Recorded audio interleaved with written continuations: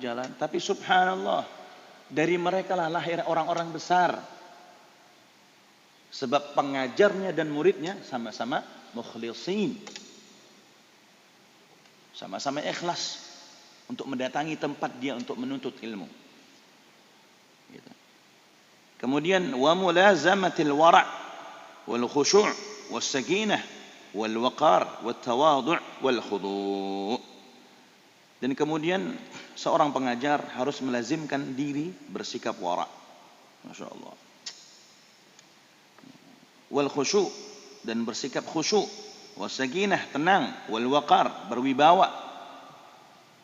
Wibawa itu kadang diterjemahkan lain. Ada cerita anekdot atau cerita candaan ya, jangan diambil serius. Misalnya contoh begini.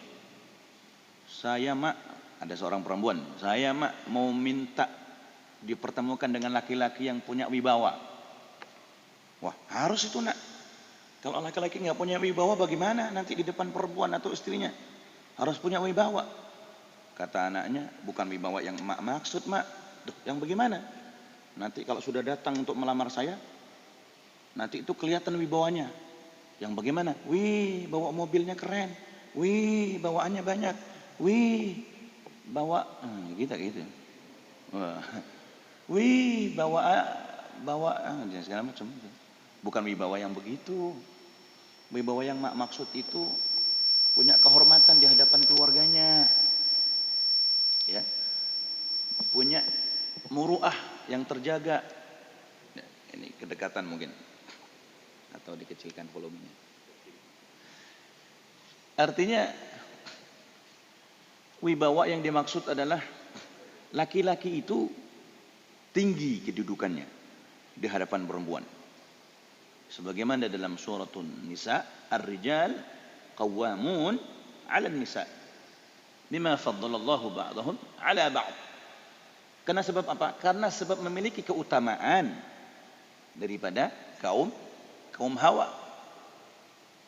Ada tugas berat yang diemban, yang dititipkan, yang dipasrahkan kepada seorang suami daripada istri dan anak-anaknya. Gitu. Bukan wibawa yang tadi kita sebutin, bukan ya. Nah, nanti kalau milih-milih mantu jangan begitu. Wah, pokoknya bapak atau ayah atau papa mau mantu yang punya wibawa nak. Tenang pak, saya udah tahu ilmunya. Yang mana yang kemarin belajar ngaji. Bukan begitu. Ya, artinya di samping memiliki sifat khusyuk, juga memiliki sifat al-waqar, yaitu punya wibawa lah begitu. Dan ini berlaku bukan hanya kepada pengajar, kepada murid-murid atau yang belajar pun sama. Saya teringat hadza kalam al-Imam al-Zahabi. Al-Imam al-Zahabi ini seorang ulama besar ad-Dimashqi. Ya, lahir di Ahlus Syam. Ya, di Suriah, lahir dan wafat di Suriah. Tahun 1348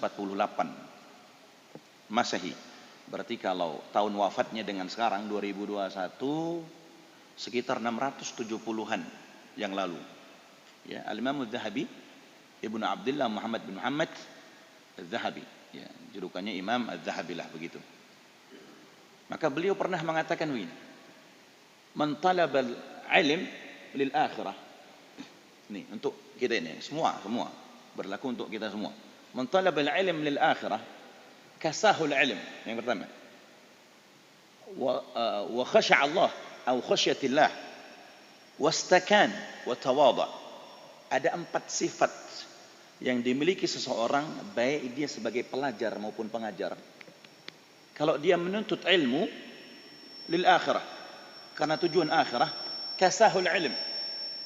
Dia akan merasakan bahwa dirinya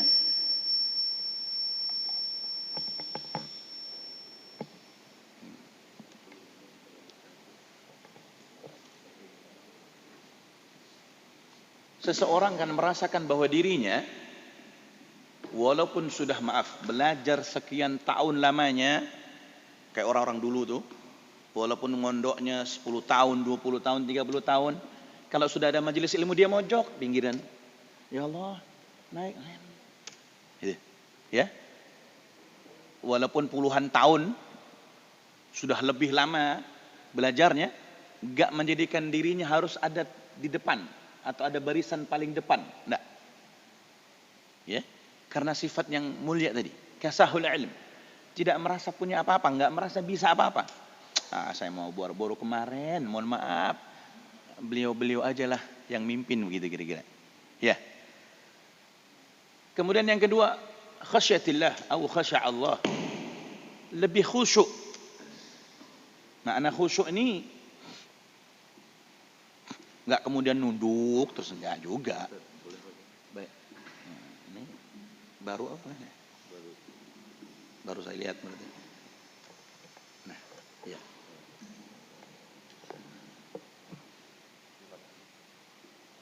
Kemudian baik. Kata Imam Az-Zahabi, yang pertama kasahul alim. Dia tidak merasa memiliki apa-apa. Dia tidak merasa alim. Dia tidak merasa paling pintar di antara yang lain. Yang ketiga wastakan. Kelihatan tenang, Masya Allah. Ya, lebih tenang. Karena yakin betul ada keberkahan ilmu dari seseorang yang ikhlas karena Allah Subhanahu wa taala. Dia mau cari ridha baik dari Allah Subhanahu wa taala ataupun daripada guru yang akan mengajar dirinya. Karena tahu betul sebagaimana dalam surah Yusuf, mudah-mudahan tidak salah, ayat ke-76, narfa'u darajatin man nasha' wa fawqa kulli dhi ilmin alim. Semakin dia alim, semakin dia pintar, semakin dia merasa bodoh.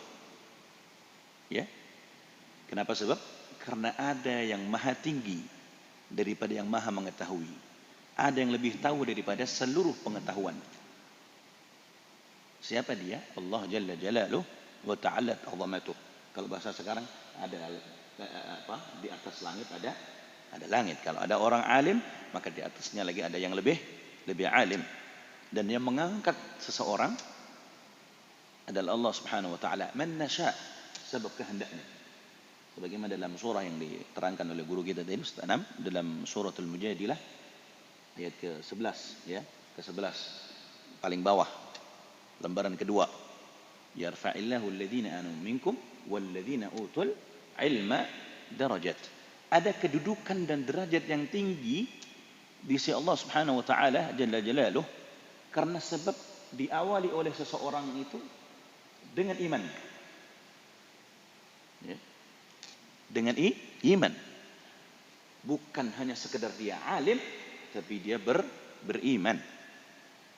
Maka seseorang yang beriman dan alim menuntut ilmu dengan benar karena Allah Subhanahu wa taala yang dia cari keridhaannya, maka diangkatlah derajat seseorang di sisi Allah Subhanahu wa taala. Enggak gampang. Maka baik seorang pengajar ataupun pelajar mestinya harus memiliki sifat-sifat yang sama. Maka kata Imam Az-Zahabi yang ketiga, wastakan. Tenang, gurunya enggak pusing. Maaf, bakal digaji berapa oleh ketua yayasan, bakal dikasih hadiah berapa, enggak mikirin. Begitu juga murid-muridnya. Nanti bakal dapat jatah kopi atau sekedar gorengan atau enggak mikir. Yang penting saya datang aja ke Masjid Quba, saya mau ngaji, saya mau nuntut ilmu, saya mau talabul ilm lil akhirah, untuk tujuan akhirah. Enggak ada tujuan lain. Maka yang keempat, wa tawadhu. Orang yang menuntut ilmunya karena akhirah punya sifat tawadhu. Rendah hati. Ya, seseorang yang merendahkan hatinya, yakin dia bukan berarti merendahkan dirinya. Justru dia meninggikan derajat dirinya di hadapan Allah Subhanahu wa taala. Orang yang merendahkan hati, justru dia bukan merendahkan dirinya, tapi justru meninggikan dirinya di hadapan Allah. Itu 4. Kalau tujuan akhirah. Begitu juga sebaliknya. Wa man talabahu lid-dunya, kata Imam Az-Zahabi. Kalau dia tujuannya untuk dunia, subhanallah. Yang pertama ini, tatakabbar bih. Au takabbara bihi. Akan muncul sifat sombong ini. Takabburnya muncul. Wa takaththar wa tajabbar wasdara bil muslimin al-amma. Orang yang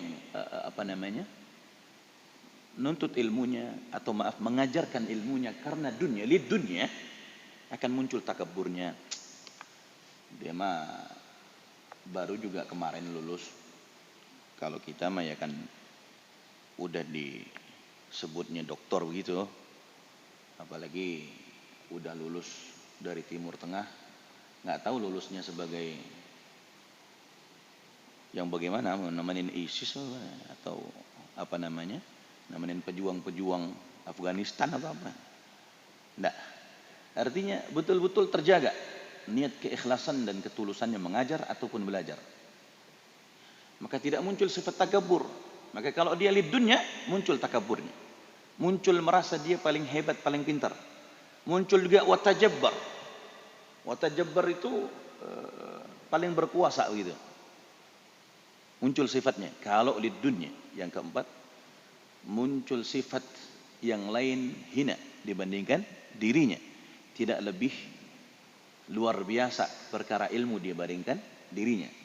Maka yang empat tadi mestinya dimiliki oleh seseorang agar mendapatkan keridhaan Allah Subhanahu wa taala. Apa itu? Tidak merasa punya apa-apa. Kemudian khusyuk di hadapan Allah. Yang ketiga, tenang. Yang keempat, tawadhu. Maka begitu juga sebaliknya. Jangan sampai kita menuntut ilmu karena dunia yang akhirnya menghasilkan sifat yang sombong, sifat merasa lebih pintar, sifat lebih berkuasa, dan sifat lebih mulia. Akhirnya menghinakan orang-orang selain dirinya dari sebab ilmu. Baik. Dan kemudian wajtinabid dhahik wal ikthar min al-mazhi, dan juga menjauhi seringnya tertawa dan banyak bercanda. Softah atau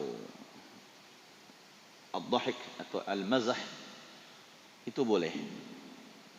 Bahkan Nabi di antara sahabat yang duduk dengan beliau pun seringkali bercanda. Ya, candaan Nabi itu salah satunya sama seperti kita. Kalau kita sering bercanda ketika melewati satu tempat, kemudian ada pedagang kelapa gitu, tulisannya menjual kelapa muda gitu ya. Kemudian kita datang ke tempat itu, kita minta 1 gelas kelapa muda. Ternyata yang disuguhkan adalah kelapa tua. Kita protes sama penjualnya, "Bang, tulisannya kan kelapa muda, kok kelapa tua ini?"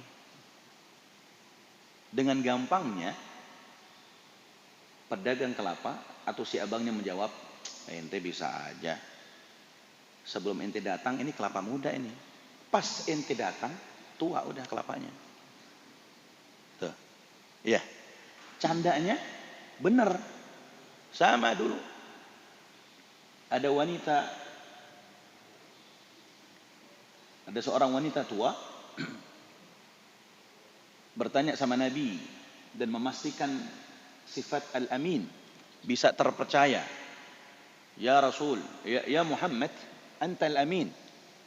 Wahai Muhammad, engkau kan disebutkan seseorang sebagai al-amin. Maka buktikan kalau engkau bisa dipercaya. Baik, saya pastikan saya bisa dipercaya, kata Nabi. Kalau begitu bawakan saya seekor anak onta besok pagi. Saya hantarkan ke sini anak onta. Begitu kan? Kata Nabi. Ditunggulah esokan pagi. Pas keesokan pagi Nabi membawakan onta yang sangat besar. Bukan hanya besar tapi tinggi. Maka si wanita protes sambil berteriak-teriak. Ngomongin sama orang-orang, ketahuilah, Muhammad yang selama ini kau sebut sebagai Al-Amin, dia enggak bisa dipercaya." Kumpul orang-orang itu. Bagaimana bisa? Saya meminta kepadanya untuk membawakan anak onta pagi ini. Ternyata dia membawakan onta yang tinggi dan besar ini. Dia enggak bisa dipercaya. Kemudian dia bertanya, "Muhammad, engkau tidak bisa dipercaya. Di mananya?" kata Nabi. Kalau bahasanya, di mananya? Saya kan minta anak onta. Kenapa ente bawain onta yang gede dan tinggi begini? Maaf bu, biar gede dan tinggi tetap ada maknya ini. Faham ya? Candaannya faham? Yang diminta oleh perempuan anak onta. Dibawakan sama Nabi, onta yang besar dan tinggi. Dia protes. Kenapa engkau tidak bawakan anak onta? Yang dalam pikiran kita anak onta pasti kecil. Maka ketika dibawakan anak onta yang besar dan tinggi, dia protes. Mak, walaupun ini onta besar dan tinggi, tetap ada maknya. Berarti anak. Begitulah cara Nabi bercanda. Penuh dengan hikmah, syarat ilmu. Nggak kayak kita, latah-latahan, bercanda yang nggak manfaat, hanya sekedar guyon, bahasa kasarnya cuman bisa mangap doang. Mangap, asal mangap aja udah ketawa ke TV, nggak ada manfaat. Ya. Baik. Wa mulazamatil wadha'if asy-syar'iyyah katanadduf biizalatil awsakh wasyu'ur allati warada syara' biazalatiha. Dan kemudian seorang pengajar juga harus merutinkan atau mengerjakan tugas-tugas syariat. Membersihkan diri dari menghilangkan berbagai kotoran. Maaf, juga rambut-rambut, bulu-bulu yang syariat telah menerangkan untuk menghilangkannya. Contoh gini. Ketika Jumat, seorang pengajar harus nyontohin, oh Masya Allah, besok Jumat potong kuku atau cukur jenggot, cukur kumis, ya, minimal cukur rambut sedikit. Ketika anak murid lihat, Pak Guru, kok tiap minggu cukur mulu sih? Ya, tiap minggu kok potong kuku mulu sih? Iya nak, itu bagian daripada sunnah dan dituntun oleh syariat, diatur oleh agama. Mudah-mudahan kalian bisa nyontoh ya nak. Semua anak muridnya tahu. Oh iya Pak Guru. Baik, besok saya coba deh. Tiap pagi di hari Jumat saya minta sama Umi sama Abi buat motong kuku saya, menganterin ke tukang cukur. Begitu. Akhirnya ada yang iseng, semua bulu ya Pak Ustadz. Iya, akhirnya sampai alisnya dicukur juga lagi. Bingung Pak. Ka khassi syarib wa taqlimil adfar wa tasrihil lihyah wa izalatir rawaih al-karihah wal malabis al-makruhah. Kemudian ya menggunting kumis, motong kuku, menyisir jenggot juga, menghilangkan bau-bau yang tidak enak dan pakaian-pakaian yang makruh. Ini penting. Jadi guru juga harus nyontohin pakai wangi-wangian, bagian sunnah. Tiap hari Jumat wangi banget Pak Ustadz ya, hari Jumat. Pokoknya Pak Ustadz kalau mau hari Jumat wangi dah. Gitu. Pengen minta dah kayaknya, sebotol habis buat muridnya semua. Tuh. Nggak apa-apa. Sebagai contoh agar menjadi tauladan, uswah juga buat murid-murid dan santri-santrinya. Wal yahdhar kull al-hadr min al-hasad wal riya' wal 'ujub wa ihtiqar ghairihi wa in kana dunahu wa yanbaghi an nasta'mil al-ahadith al-waridah fi at-tasbih wat tahlil wa nahwihima min al-adhkar wat da'awat. وأن يراقب الله تعالى في سره وعلانيته ويحافظ على ذلك وأن يكون تعويله في جميع أموره على الله تعالى. Yani saya habiskan juga satu fasal. Dan juga seorang pengajar, terutama pengajar Al-Quran, harus berhati-hati dengan sepenuh kehati-hatian. Lagi-lagi berhati-hati dengan sepenuh kehati-hatian. Wal yahdhar kullal hadhr. Untuk apa? Untuk menghindari sifat dengki, al-hasad, Masya Allah. Ya. Ini dengki ini dimiliki oleh semua orang, termasuk seorang pengajar guru. Makanya saya teringat Sultanul Alim, Sayyid Al-Habib Salim bin Abdullah Syatiri. Beliau pernah mengajarkan doa kepada murid-murid dan santri-santrinya. Kalimat doa begini, Allahumma sallimna minal bala wal riya wal kibriya.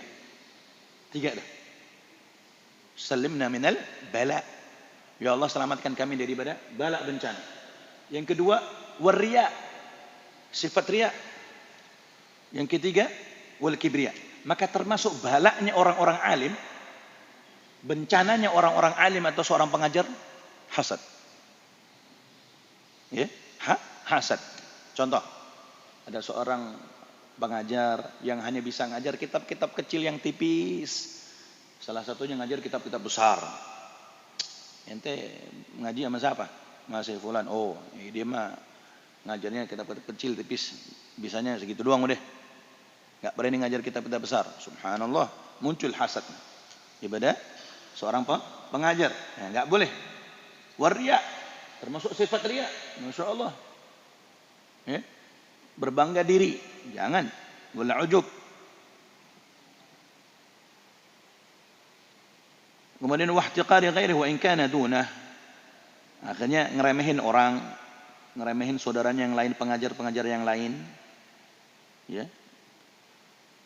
Yang dimana orang itu merasa di bawahnya atau merasa rendah daripada dirinya. Kayak tadi ya.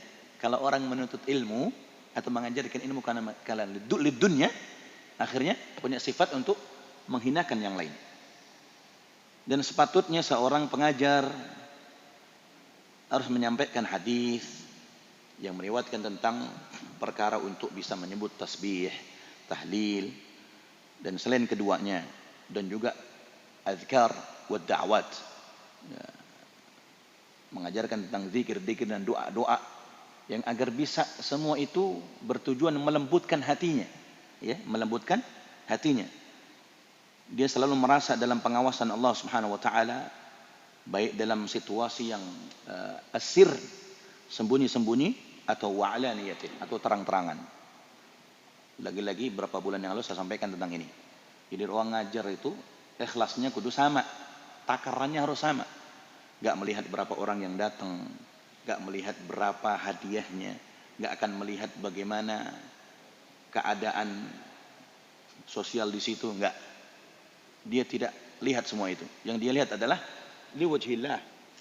Ya, liwajhillah, karena berharap ridha Allah Subhanahu wa taala.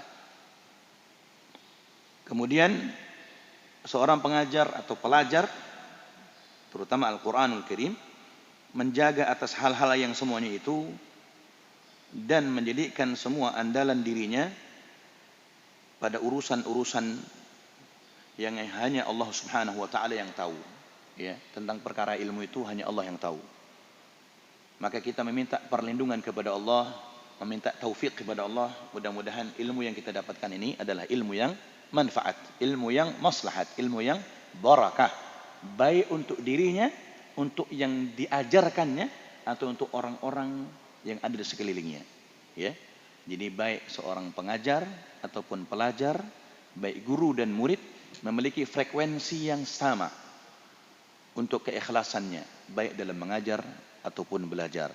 Mudah-mudahan manfaat dan kita bisa mengambil hikmah ilmu daripada apa yang saya sampaikan, daripada keberkahan ilmu-ilmu yang ada di dalam kitab At-Tibyan ini, dan Allah Subhanahu wa taala meridai langkah kita untuk menuntut ilmu yang menghantarkan kita tariqan ilal jannah, jalan menuju surganya Allah Subhanahu wa taala. Amin amin. Allahumma amin. Wallahu a'lam.